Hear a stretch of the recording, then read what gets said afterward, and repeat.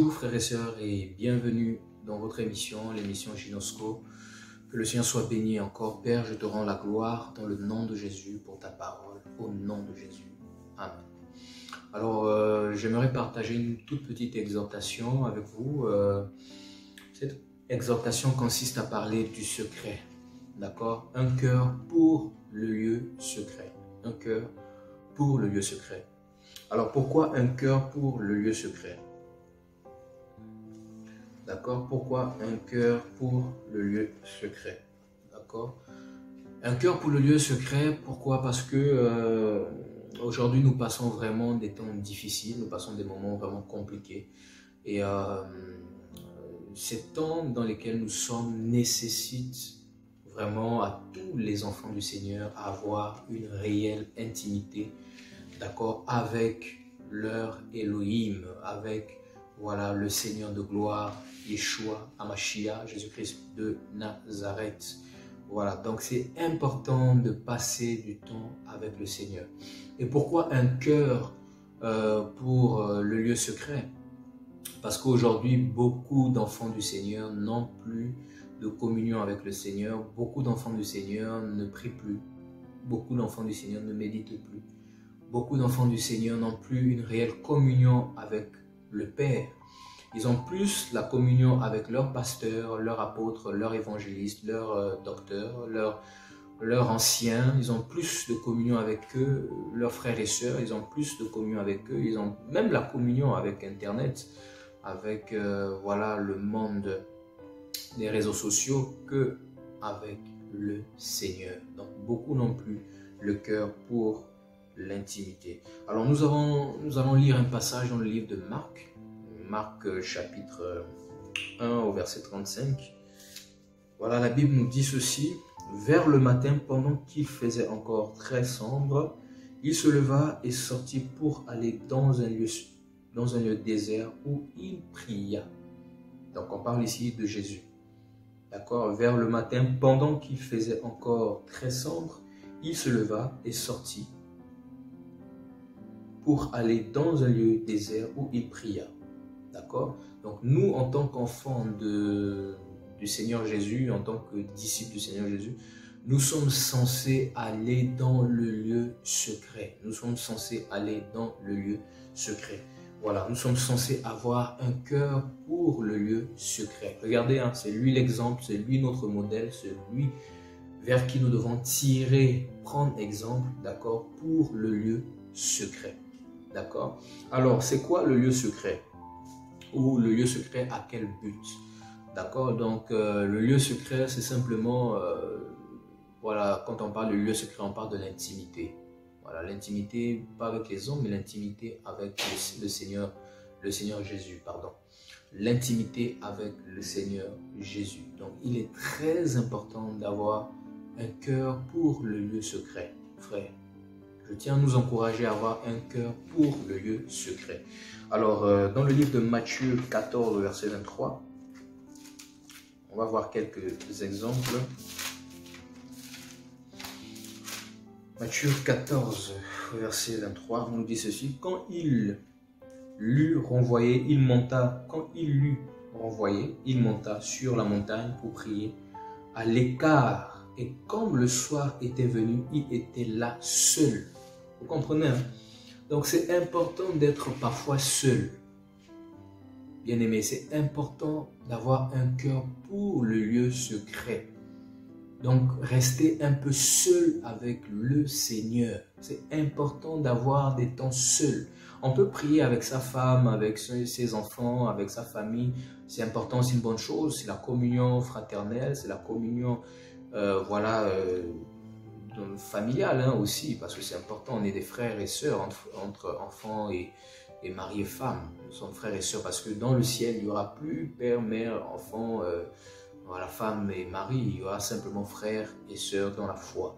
Donc, dans cette communion-là, de temps en temps, d'accord, il est important, il est primordial d'avoir des temps seuls avec le Seigneur, dans le secret. Vous avez vu Marc nous dit, c'est encore au petit matin, très tôt, il est sorti pour aller dans un lieu désert. Vous comprenez, hein? Il s'agit ici de Jésus, notre modèle, notre Elohim. D'accord? Et ensuite ici, dans Matthieu, on nous dit, quand il l'eut renvoyé, il monta sur la montagne pour prier à l'écart. Pourquoi on parle du terme à l'écart? Parce qu'il était avec les disciples. D'accord? Donc il voulait être seul. Il y a des moments où on a besoin d'être seul avec le Père, d'accord? Avec Adonai, pour parler, pour ouvrir nos cœurs, pour dire des choses importantes, pour pleurer, pour prier, pour se réjouir, pour rigoler même avec lui, hein, pour tout dire. On a besoin de ces moments où on veut, s'il faut dire, s'éclater. Voilà, s'il faut s'éclater, pas dans le terme de rigoler, mais s'exploser dans le terme de tout dire, de tout déverser, voilà, devant le trône du Seigneur. Voilà, Luc 11 au verset 1. Luc chapitre 11 au verset 1. Luc chapitre 11 au verset 1 nous dit ceci. Jésus priait un jour dans un certain lieu. Lorsqu'il eut achevé, un de ses disciples lui dit, « Seigneur, enseigne-nous à prier, comme Jean l'a enseigné à ses disciples. » Il leur dit, « Quand vous priez, dites, Père, que ton nom soit sanctifié, que ton règne vienne.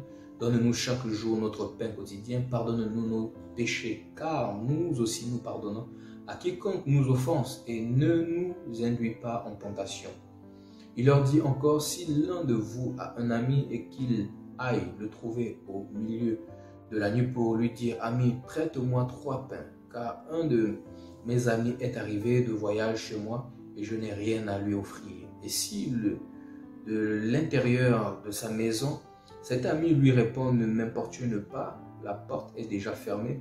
Mes enfants et moi, nous sommes au lit. Je ne puis me lever pour te donner des pains.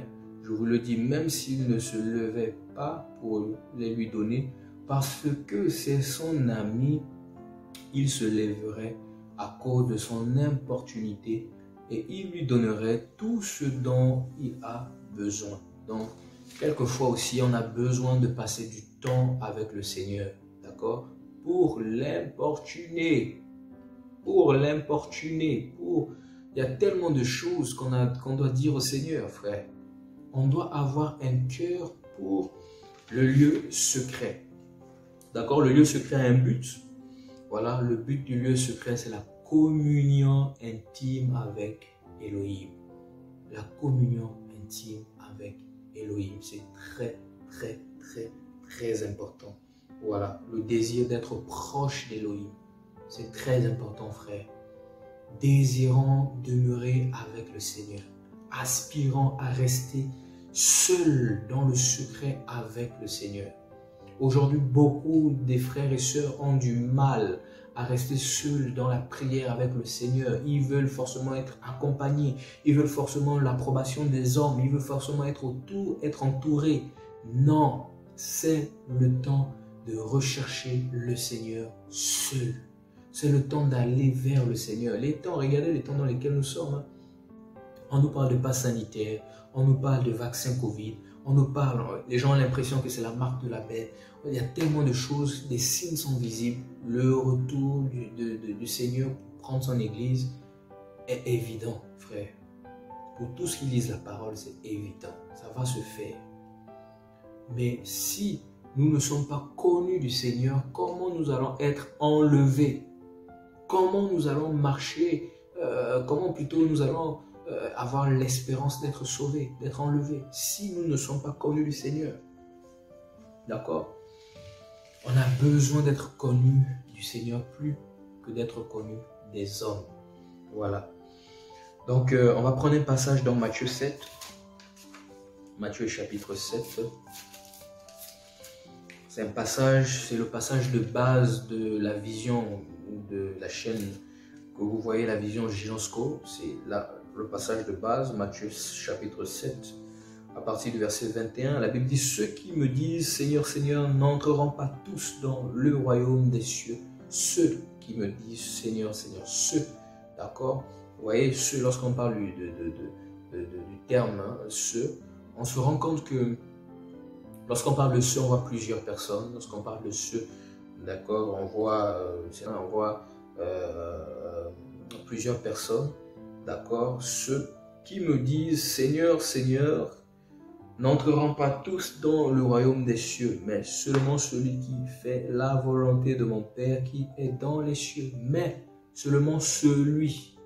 Donc on montre l'individu, ce parle plusieurs personnes et celui parle de l'individu. D'accord? Donc le Seigneur met plus le regard sur l'individualité, pas sur le groupe de personnes. Malheureusement, beaucoup mettent leur confiance sur les frères et sœurs, sur les gens, au lieu de mettre leur confiance sur le Seigneur. Bâtissons notre vie sur le Seigneur et non sur les hommes. Frères, et on nous dit au verset 22, « Plusieurs me diront en ce jour-là », quand on parle en ce jour-là, on parle de la fin, d'accord, la fin de toutes choses. « Seigneur, Seigneur, n'avons-nous pas prophétisé par ton nom? N'avons-nous pas chassé des démons par ton nom? N'avons-nous pas fait beaucoup de miracles par ton nom? » Donc ils sont en train de montrer, d'accord, l'appel qu'ils ont reçu de la part du Seigneur, les grâces qu'ils avaient, qu'ils faisaient pendant leur ministère terrestre, d'accord. Pour la plupart, c'était des personnes qui avaient une grâce, qui avaient un appel, qui avaient un ministère, d'accord, qui se sont plaints devant le Seigneur. Seigneur, n'avons-nous pas? D'accord, ils réclamaient certainement aussi le fait qu'ils ont travaillé pour le Seigneur. Le verset 23 nous dit ceci, « Alors je leur dirai ouvertement, je ne vous ai jamais connu, retirez-vous de moi, vous qui commettez l'iniquité. » Et le terme connaître ici, le verbe connaître ici, nous parle de ginosko, la connaissance intime d'Élohim. D'accord? C'est lorsqu'on va en profondeur, on voit l'image du rapport entre un homme et une femme, le rapport intime entre un homme et une femme. On voit que c'est l'image d'un couple. Vous voyez, les couples sont intimes, les couples se disent tout, les couples partagent tout, les couples s'aiment réciproquement, les couples, voilà, ont besoin de leur intimité, ont besoin d'être seuls. C'est comme ça que le Seigneur veut nous voir dans le secret. C'est pourquoi on doit avoir un cœur pour le secret, pour le lieu secret, autant pour moi. C'est important. On doit bâtir nos vies dans la présence du Seigneur. On doit se sanctifier, frère. On doit marcher dans la crainte du Seigneur. C'est important, frère. Lisons Matthieu 26, au verset 36. Matthieu 26, 36. C'est important d'avoir un cœur pour le lieu secret. Matthieu 26, 36.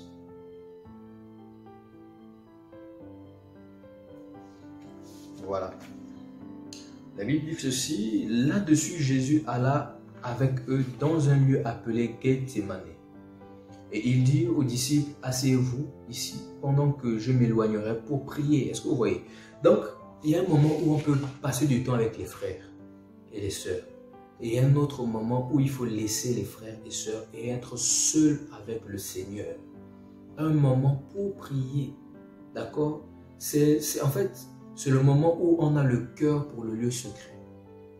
D'accord? Voilà pourquoi je parle d'avoir le cœur, un cœur pour le lieu secret. D'accord? C'est le moment d'avoir le cœur pour le lieu secret. Et on nous dit, il prit avec lui Pierre et les deux fils de Zébédée et il commença à éprouver de la tristesse et à des angoisses. Il leur dit, alors mon âme est triste jusqu'à la mort.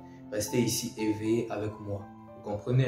Donc on voit que c'est important de passer du temps avec le Seigneur, bien-aimé. C'est important d'avoir des temps intimes avec le Seigneur pour prier pour nos familles, pour prier pour nos cœurs, parce que nos cœurs sont remplis de beaucoup de méchanceté, pour prier pour les nations, pour nos pays, pour prier pour nos dirigeants, parce qu'eux aussi ils ont besoin d'être sauvés, pour prier pour la race humaine qui a besoin d'être sauvée, pour prier pour l'appel que le Seigneur a mis dans nos vies, parce que il va nous demander des comptes par rapport à ce qu'il a mis en nous.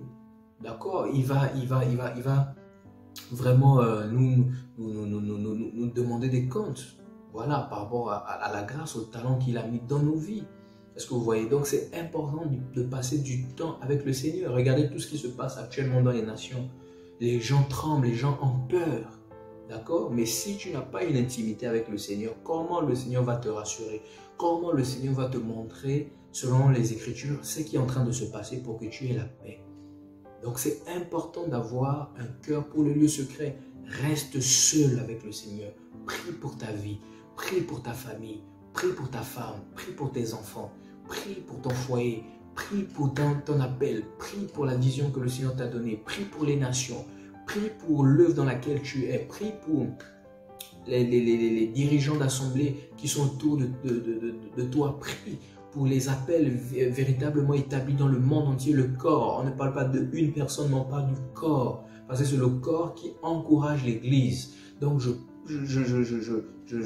souhaite, voilà, que vous vous souvenez de tout ce qui sont dans le corps, dans le lieu secret.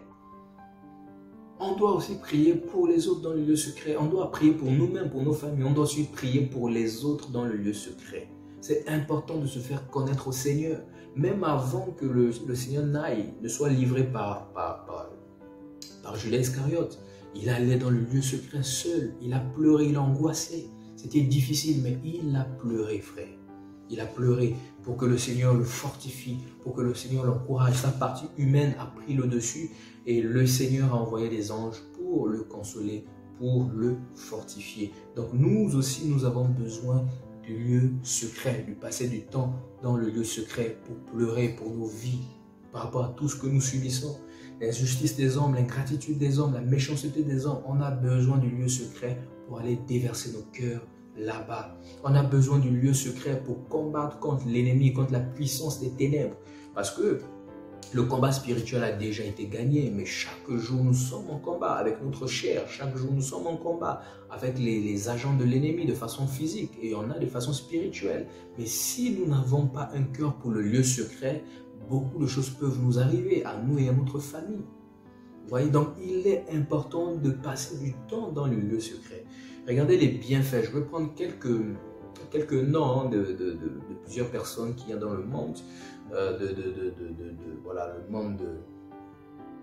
le monde de la parole, hein, je veux dire ça comme ça, qu'il y a dans la parole, dans la Bible. Voilà quelques noms. Et on va voir Jean-Baptiste. Voilà, prenons Jean-Baptiste. Allons-y dans le livre de Matthieu, voilà, Matthieu chapitre 3. Vous allez voir Jean-Baptiste. On parle des bienfaits du lieu secret. Des bienfaits du lieu secret. Jean-Baptiste, alors, Matthieu chapitre 3. Voilà, à partir du verset 1. La Bible dit, en ce temps-là, parut Jean-Baptiste prêchant dans le désert de Judée. Il disait, repentez-vous car le royaume des cieux est proche. Repentez-vous car le royaume des cieux est proche. Voici le message que le Seigneur avait donné pour le ministère de Jean-Baptiste. Repentez-vous, la repentance, d'accord, du peuple d'Israël. Il devait préparer le cœur du peuple d'Israël, d'accord, à recevoir le Messie. Il devait créer une brèche pour que le Messie vienne annoncer la bonne nouvelle. Et au verset 3 du même chapitre, Jean est celui qui avait été annoncé par Ésaïe le prophète lorsqu'il dit « C'est ici la voix de celui qui crie dans le désert ». Donc voilà, Jean-Baptiste avait reçu l'onction de crier dans le désert. Préparer le chemin du Seigneur. Vous comprenez? Préparer le chemin du Seigneur. Et dans le temps dans lequel nous sommes, c'est la même chose. Le Seigneur s'est suscité des Jean-Baptiste, des personnes qui ont l'esprit de Jean-Baptiste, l'esprit d'Élie, qui plane sur leur vie, qui plane sur eux, pour préparer l'Église au retour du Seigneur. Pour crier, que ce soit sur les réseaux sociaux, que ce soit de façon physique. D'accord? Tous les instruments par lesquels le Seigneur peut nous demander de partager sont des instruments à la gloire du Seigneur. D'accord? Pour annoncer l'évangile, pas pour que nous soyons connus, mais pour annoncer l'évangile. Pour crier, pour dire aux gens, rentrez dans l'arche, parce que nous sommes bientôt à l'enlèvement de l'Église, nous sommes bientôt en train de partir. D'accord? Et toutes ces choses, le Seigneur nous les montre dans le secret, dans sa présence, dans la prière, dans le jeûne, dans l'intimité avec lui, plus qu'avec les hommes. Et on nous dit au verset 4, Jean avait un vêtement de poil de chameau et une ceinture de cuir autour de ses reins. Il se nourrissait de sauterelles et de miel sauvage. Donc pour moi, l'image du miel, c'est vrai, on parle du miel physique, mais au miel spirituel également, d'accord? Ça me fait penser à Jérémie, qu'on faisait avaler le rouleau et qui ressentait le rouleau qui avait un goût comme, quand ça arrivait à son palais, comme du miel. Lorsque ça arrivait dans ses entrailles, c'était amer, comme des herbes amères. Et c'est dans le secret aussi que Jean-Baptiste a reçu, d'accord, des rouleaux, bien qu'il a été préparé par ses parents, hein, par Zacharie, certainement qui a dû l'expliquer certaines choses, mais également le Seigneur, dans le désert, a dû lui parler. C'était un homme de prière, il a reçu des rouleaux dans le désert. C'est vraiment magnifique ce que Jean-Baptiste a vécu. Et on est au verset 5, les habitants de Jérusalem, de toute la Judée et de tout le pays des environs du Jourdain se rendaient auprès de lui et confessant leurs péchés, ils se faisaient baptiser par lui dans les eaux du Jourdain. Vous voyez, quelqu'un qui prenait pas peut-être soin de lui de manière physique, qui n'avait pas besoin d'argent, qui pensait pas à son bien-être, voilà, je veux dire, physique, etc., mais qui savait où il était en train de partir, qu'il avait un but bien précis, celui d'annoncer plutôt la préparation du chemin du Seigneur, la repentance, parce que le Seigneur devait venir annoncer la bonne nouvelle. Il a frayé un chemin, donc il passait du temps avec le Seigneur dans la prière. Ouais, il se nourrissait des sauterelles, du miel sauvage. Et dans le désert, il passait du temps avec le Seigneur dans la prière. Voici quelqu'un qui était seul, qui n'avait pas d'amis, qui n'avait pas de frères et sœurs autour de lui, mais qui avait seulement Elohim seul, qui avait le Seigneur seul, qui ne se préoccupait pas de sa vie, qui ne se préoccupait pas de ce que les gens disaient sur lui, qui ne se préoccupait de personne. Tout ce qu'il importait, c'est de faire la volonté du Seigneur, quoi que les gens vont dire. Fais la volonté du Seigneur, frère. Sois comme Jean-Baptiste, reste seul avec le Seigneur dans la prière. Voilà. Un deuxième personnage, on nous parle ici de Élie. Voilà, deuxième personnage, c'est Élie, le Tishbite. Nous sommes dans le livre de 1 roi 19. 1 roi 19. Voilà, c'est important de passer du temps dans la présence du Seigneur. Voilà. 1 roi 19. En fait, dans ce chapitre, pour ceux qui lisent la parole, vous allez voir que Élie a fui les menaces de Jézabel, parce que Jézabel cherchait à le faire périr, à le tuer. D'accord? Donc, lorsqu'il est en train de fuir, on va au verset 8 de 1 roi 19, il se leva, mangea et but. Bon, on va même lire à partir de verset 4. Pour lui, il alla dans le désert où, après une journée de marche, il s'assit sous un genêt et demanda la mort, en disant, c'est assez maintenant, Éternel, prends mon âme, car je ne suis pas meilleur que mes pères. Il se coucha et s'endormit sous un genêt, et voici un ange le toucha et lui dit, lève-toi, mange. Vous voyez, dans le désert, c'est l'image du secret. Le désert, c'est l'image de la solitude. Le désert, c'est l'image, d'accord, de l'intimité également. D'accord, il n'y a personne autour de toi, tu es seul avec l'Élohim de ton cœur, l'Élohim de ton âme, d'accord, de ta vie, tu es seul avec lui, en train de communiquer avec lui. Ouais, Élie était seul, il parlait avec qui? Il parlait avec le Seigneur, il parlait avec Elohim. Il disait, moi, ma vie n'est plus rien, j'en ai marre, prends ma vie. Voilà, je ne suis pas meilleur que mes pères. Vous voyez un peu, et en discutant avec le Seigneur, un ange est venu lui donner à manger, d'accord? Et il dit, lève-toi, mange. Au verset 6, il regarda et il voyait à son chevet un gâteau cuit sur des pierres chauffées et une cruche d'eau. Il mangea et but, puis se recoucha. Frère, toi qui te sens seul, malgré les frères qui sont autour de toi, je tiens à t'encourager à passer du temps avec le Seigneur. Tu n'as pas de biens, tu n'as rien, ta vie est difficile. Le secret, d'accord, c'est l'intimité, frère. C'est dans l'intimité que le Seigneur enverra des anges pour te donner des gâteaux réchauffés. Bien que ces gâteaux ne peuvent sauver ton âme, tu as besoin de t'accrocher jusqu'au bout pour que le Seigneur te garde. Et on dit, au verset 7, l'ange de l'Éternel vint une seconde fois, le toucha et dit, lève-toi, mange, car le chemin est trop lent pour toi. D'accord, le chemin peut être aussi le chemin de la marche chrétienne. D'accord, il est important d'écouter le Seigneur. Et pour écouter le Seigneur, il faut être dans le secret. Il faut être dans le désert, dans le secret. D'accord, et c'est dans le secret que le Seigneur viendra à nous et nous donnera des directives. D'accord, et au verset 8, il se leva mangea et but, et avec la force que lui donna cette nourriture, il marcha 40 jours et 40 nuits jusqu'à la montagne de Dieu, d'accord, selon ma version, à Horeb. Et là, il entra dans la caverne et il y passa la nuit. Et voici la parole de l'Éternel lui fut adressée en ces mots. Que fais-tu ici, Élie? C'est magnifique, frère.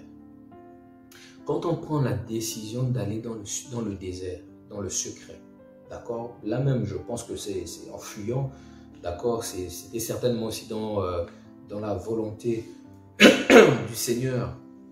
Parce qu'Élie n'avait plus des directives, il avait peur de Jézabel, il a fui sans écouter les directives du Seigneur. Donc quand il arrive dans le désert, c'est aussi pour recevoir les directives du Seigneur, d'accord? Et c'est dans le désert que le Seigneur commence à lui parler.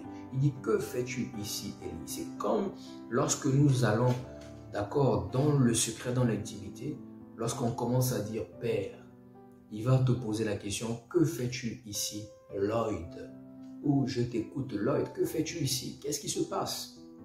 D'accord? Et très bonne question. Au verset 10, il dit ceci, il répondit, j'ai déployé mon zèle pour l'Éternel, le Dieu des armées, car les enfants d'Israël ont abandonné ton alliance. Ils ont renversé tes autels et ils ont tué par l'épée tes prophètes. Je suis resté moi seul et ils cherchent à m'ôter la vie.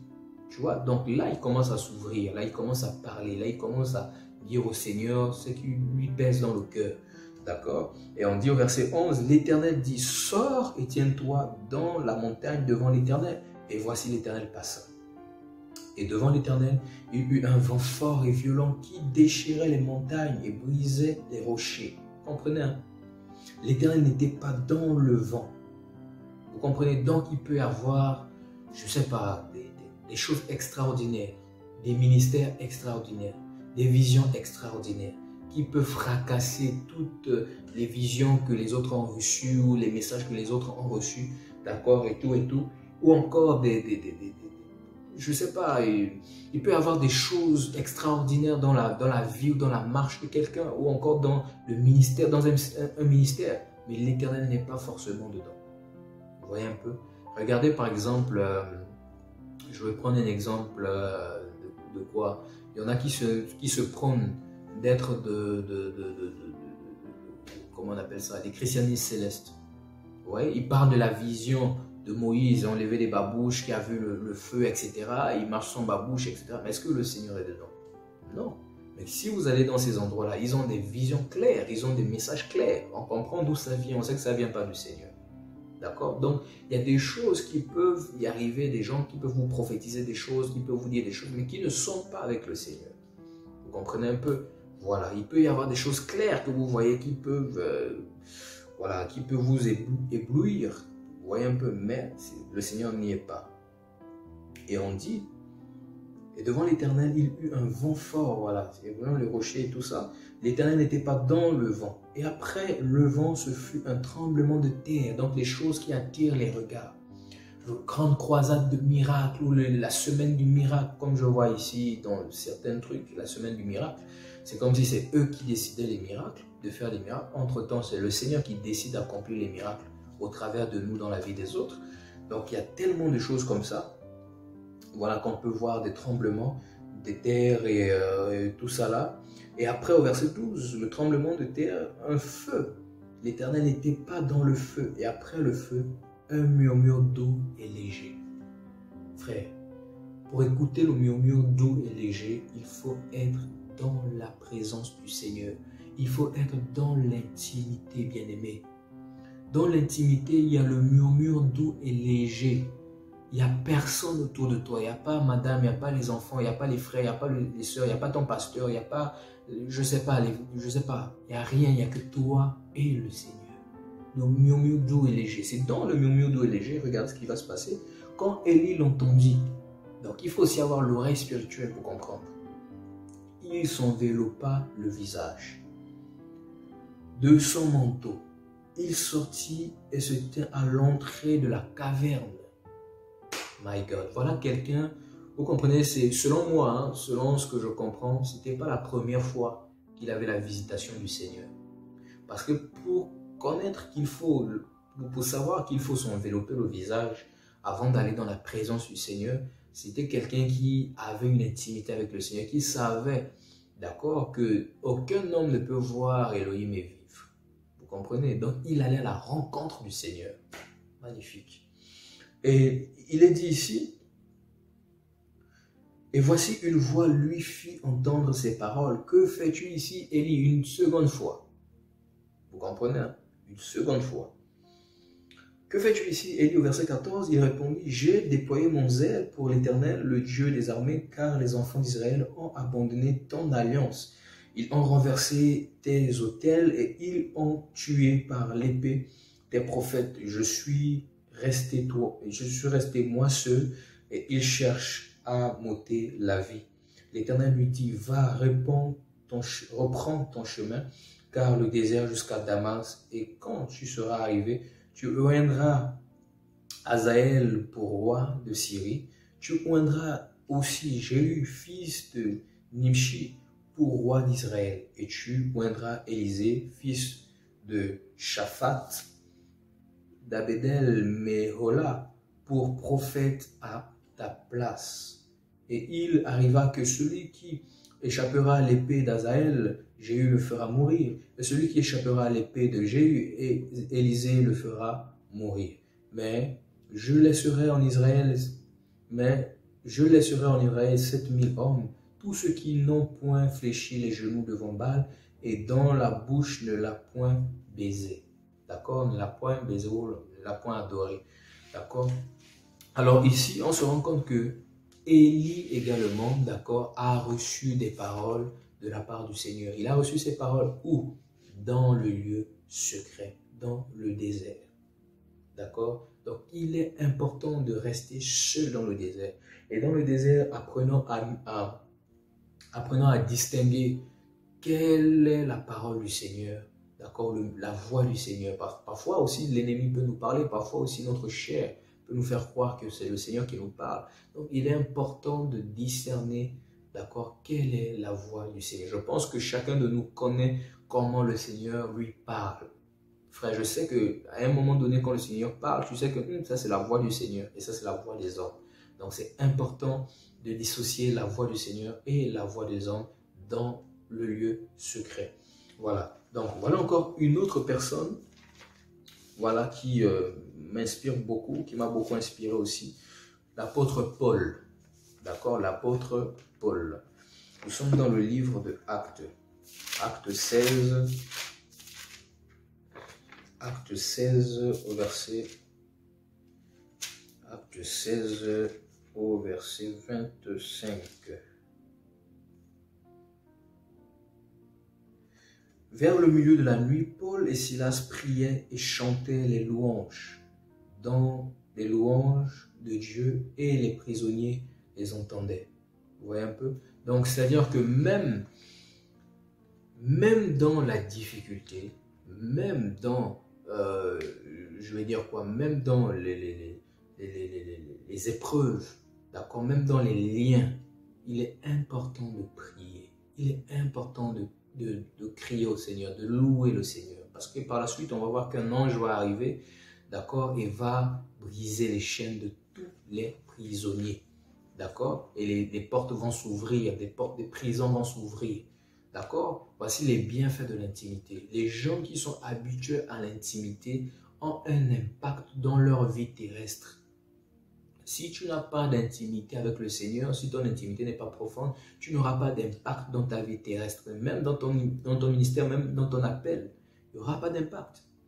Vous voyez un peu, c'est important. Regardez les frères comme l'apôtre Paul, qui avait une réelle intimité avec le Seigneur. Et sachant que même dans les liens de l'évangile, même dans les chaînes, dans les épreuves, il faut prier, il faut adorer le Seigneur.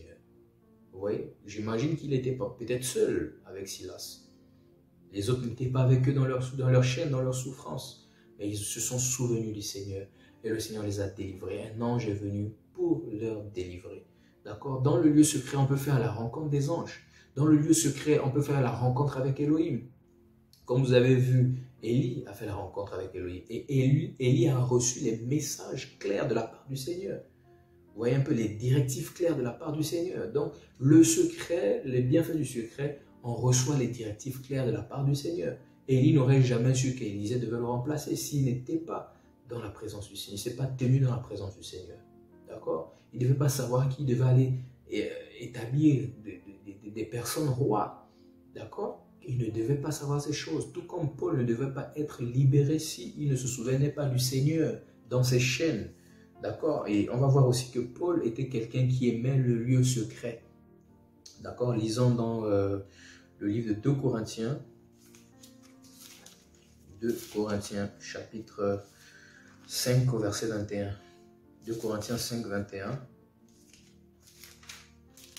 2 Corinthiens 5, 21 nous dit ceci. Celui qui n'a point connu de péché, 2 Corinthiens 5, 21, je pense, hein, ouais, si je ne me trompe pas.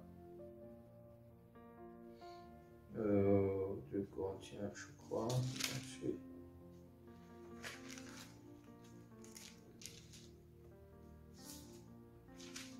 5, 21.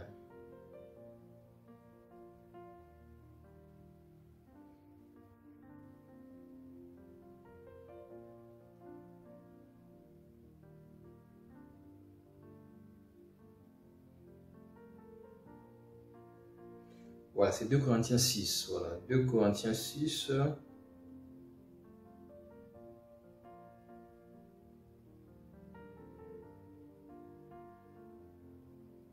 À partir du verset 1, on va lire à partir du verset 1. 2 Corinthiens 6, à partir du verset 1, dit ceci. 2 Corinthiens 6. 2 Corinthiens 6, à partir du verset 1, autant pour moi. Puisque nous travaillons avec Dieu, nous vous exhortons à ne pas recevoir la grâce de Dieu en vain. Car il dit, au temps favorable, je t'ai exaucé, au jour du salut, je t'ai secouru. Voici maintenant le temps favorable, voici maintenant le jour du salut.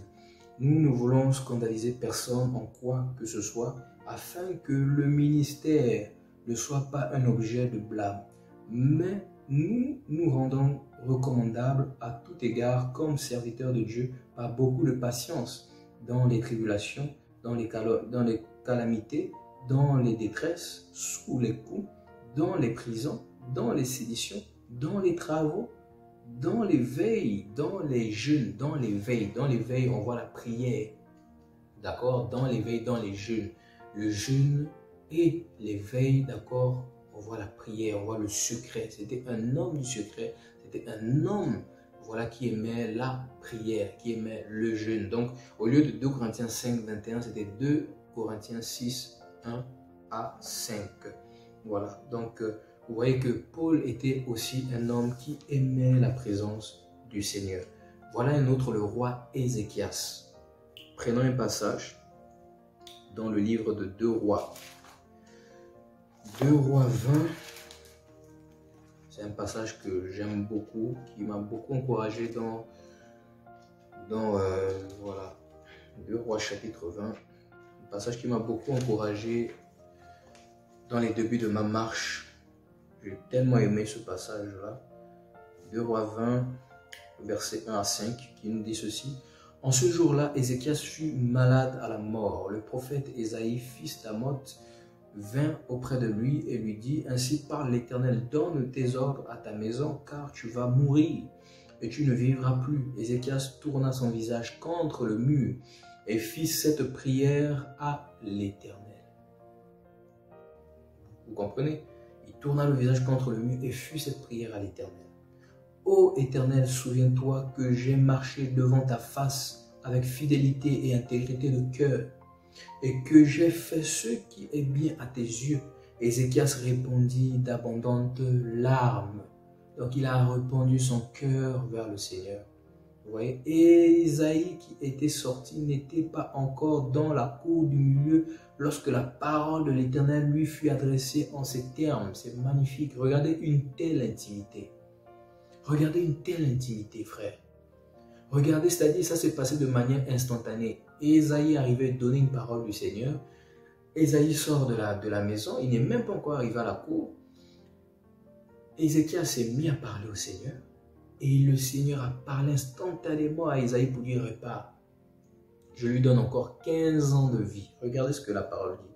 Retourne et dis à Ézéchias, chef de mon peuple, ainsi parle l'Éternel, le Dieu de David, ton père, j'ai entendu ta prière, j'ai vu tes larmes, tu monteras à la maison de l'Éternel, j'ajouterai à tes jours 15 années, je te délivrerai toi et cette ville de la main du roi d'Assyrie, je protégerai cette ville à cause de moi et à cause de David, mon serviteur.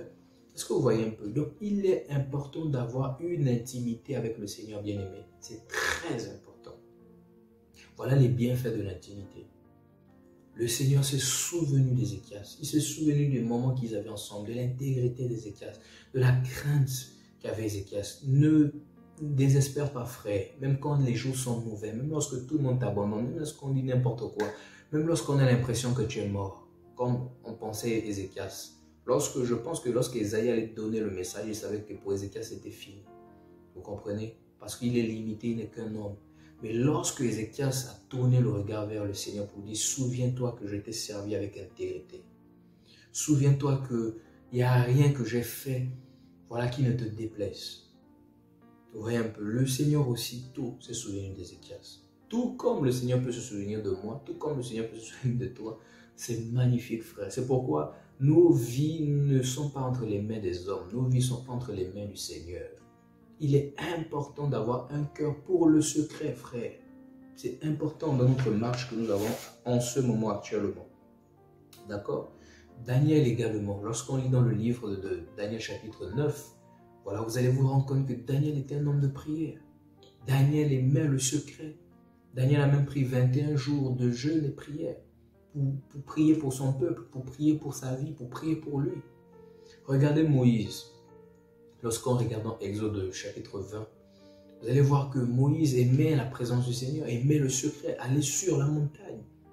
Les véritables hommes d'Élohim, les véritables serviteurs, d'accord, d'Adonai, d'Élohim, du Seigneur Yahushua, Jésus, sont des personnes qui aiment le lieu secret. Ils n'aiment pas rester avec les foules.